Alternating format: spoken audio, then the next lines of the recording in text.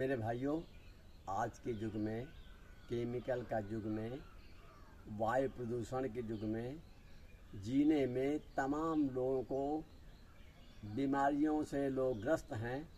और मैं आपको एक ऐसी साधना बताऊंगा कि कितना भी केमिकल खाओ, कितना भी गंदी हवा में चले गए और कितना भी परेशानी में हो, लेकिन अगर थोड़े दिन आप योग का अभ्यास कर लो तो न तो आपको धन कमाना पड़ेगा। अगर कुंडलिनी योग आपने कर लिया तो धन कमाना ही पड़ेगा, और अगर स्वर साधना कर लिया तो आपको इलाज करने की ज़रूरत नहीं पड़ेगी। ऐसा मैं दोनों उपाय बताऊंगा आपको कि आपको इलाज की ज़रूरत नहीं पड़ेगी। कभी भी भविष्य में आपको कोई रोग नहीं होगा, अकाल मृत्यु नहीं हो सकती है, यह भी रहेगा। छोटे छोटे प्रयोग मैं आपको बताऊंगा। समझना कठिन जरूर है लेकिन करना बहुत आसान है। तो हम देख रहे हैं लोग स्वर साधनाएँ तमाम लोग डाले हैं वीडियो में। स्वर साधना को वास्तविकता लोग नहीं जान पा रहे हैं कि वायु में प्रदूषण है, लेकिन हमें जब साधना करेंगे तो हमें प्रदूषित वायु से हट के औषधि वायु लेना है। जैसे मंदिर में जो व्यवस्था होती है, फूल, धूप, दीप, कलश, पानी का वाष्प और हल्दी का कपड़ा पहना हुआ पुजारी होते हैं, वास्तव में एक विज्ञान है। हल्दी से कोई भी बैक्टीरिया ख़त्म हो जाती है हल्दी की स्मेल से। इसलिए हमें पूजा में लोग हल्दी का व्यवस्था, कलश व्यवस्था, पानी का वाष्प चाहिए। ये सब जो मंदिर में होता है वही एक विज्ञान है स्वर साधना का। अगर उसी वातावरण में हम प्राणायाम करते हैं तो हम सफल होंगे। मूर्ति नहीं सूंघती है वो वातावरण का प्रभाव, वो मूर्ति का दर्शन से हमारे अंदर अहंकार दूर हो जाता है, वासना दूर होता है। मूर्ति दर्शन करेंगे तो लोग कहते हैं भगवान प्रभु आप ही हैं मेरे लिए, तो अहंकार खत्म हुआ। अहंकार से कोशिकाएं हमारी मरती हैं, इसलिए एक साधन बढ़िया है। और जो उसमें वातावरण बनता है वो मनुष्य के लिए, प्राणायाम के लिए बहुत महत्वपूर्ण है। दूसरी बात, एक स्वर साधना में हम आपको बताएंगे कि एक मधुर ध्वनि भी चाहिए। देखिए, आप कहीं मिलिट्री का भी है तो भी मधुर ध्वनि बजाते हैं, अलग अलग जगहों पर ध्वनि बजता है। अगर आप साधना करते हैं, छोटा सा ध्वनि आप मोबाइल के ध्वनि निकाल दीजिए और प्राणायाम कीजिए आप।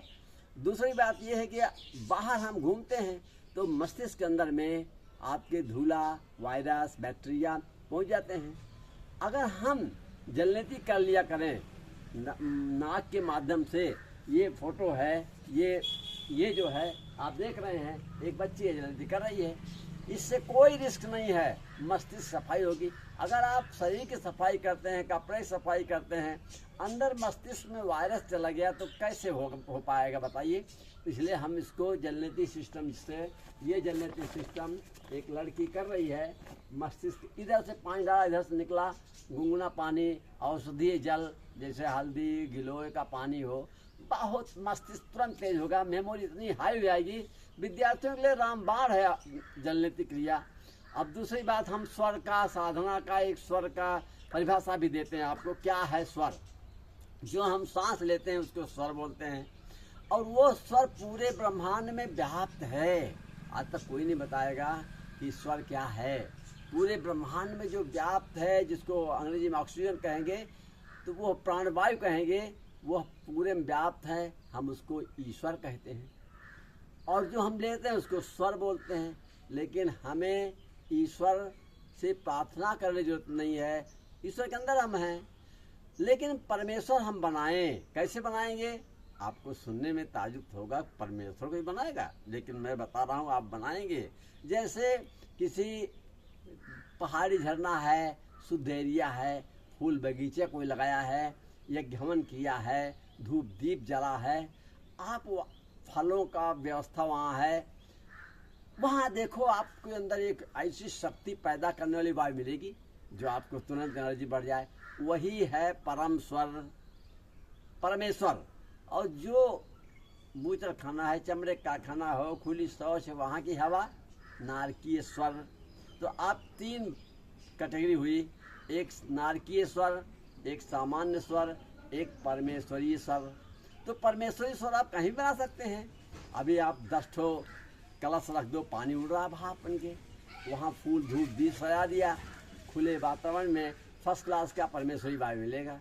कितना सरल है समझना अब कि परमेश्वर को लोग समझते हैं कोई है, कोई शक्ति है परमेश्वर, कोई शक्ति है ईश्वर, हम उसको पाएं। क्या पाएं? हम तो पाए हुए हैं, हम ईश्वर के बीच में बैठे हैं भैया। मछली पानी के अंदर है, वो कहे कि पानी को हमें पाना है, तो ये अपभ्रंश है। वो पाना है मतलब कोई सेंस नहीं हुआ। हम मछली पानी के अंदर है, पानी पाई हुई है, पानी पाना नहीं है उसको। ऐसे हम ईश्वर के अंदर हैं, ईश्वर को पाना नहीं है। ईश्वर एक तत्व है, तत्व को क्या पाना? तत्व मिला हुआ। अब अगर हम औषधीय वायु लेते हैं, बहुत से मंत्रों में क्या हुआ? मंत्र माने होता सलाह, मंत्री माने सलाहकार, मंत्र माने मंत्रियों के विचार। अब मंत्र माने सलाह होता है, तो देखिए महामृत्युंजय मंत्र हम बताते हैं आपको कि महामृत्युंजय मंत्र ओम त्र्यंबकम यजामहे सुगंधिम पुष्टिवर्धनम उर्वारुकमिव बंधनात् मृत्युर्मुक्षीमामृतात्। उर्वारुकमिव बंधनात्, बंधन अहंकार और विकारों का बंधन खत्म हो जाए। त्र्यंबकम तीनों श्वासों से, सुगंधिम पुष्टिवर्धनम, पुष्टकारक सुगंधित वायु ले, ये कहा गया है। लेकिन हम रटते रहें और करें नहीं तो कोई फायदा मिलेगा? नहीं मिलेगा। हम करें, सुगंधित वायु का प्राणायाम करें, खींचो। हम सामान्य श्वास गले तक लेते हैं, मुश्किल से फेफड़े में जरा प्रभाव पड़ता है।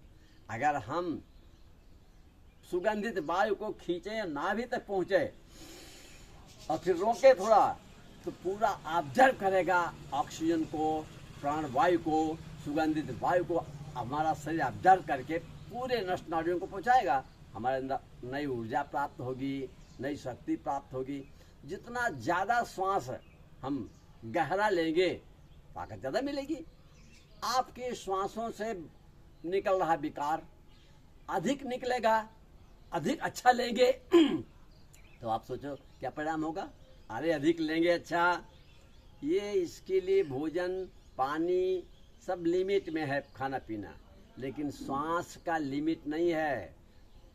जितना जितना चाहे उतना लें। हकीकत में मनुष्य की उम्र का भी लिमिट नहीं है, मैक्सिमम मिनिमम कुछ नहीं है। आप लंबे उम्र जी सकते हैं। बहुत से बच्चे स्टूडेंट लाइफ में बहुत संघर्ष करते हैं, 50% लोग सफल होते हैं, बाकी नहीं। अरे मैं कह रहा हूँ कुल्हड़ी जगा लो, बस आपको जरूरत नहीं है मेहनत करने की। कुल्हड़ी जग गई तो धन कमाना ही पड़ेगा। अब आपको हम कुल्हड़ी जगाने का प्रयोग बता देते हैं कि कुल्हड़ी जगे कैसे। बहुत आसान है। अब मैं बताता हूँ कुल्हड़ी दूसरे में ना देखिए, हम दूसरे चैप्टर में बताएंगे आपको कुल्हड़ी कैसे जगेगी। हैं, अभी मैं देखता हूँ